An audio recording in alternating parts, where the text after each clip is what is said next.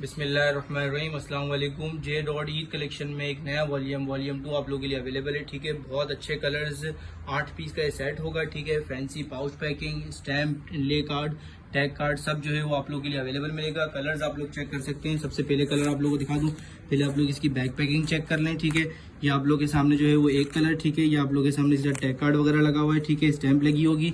ये एक दूसरा कलर आप लोगों के सामने, बहुत आउट क्लास कलर्स जो है वो आप लोगों के लिए अवेलेबल किए हैं। ठीक है, ये एक तीसरा कलर आप लोगों के लिए बहुत ही जबरदस्त, बहुत ही प्यारा खूबसूरत सा एक कलर और ठीक है, ये एक और कलर आप लोगों के सामने। ठीक है, टोटल जो है वो 8 कलर हैं। ठीक है, ये आप लोगों के सामने एक और कलर आ गया।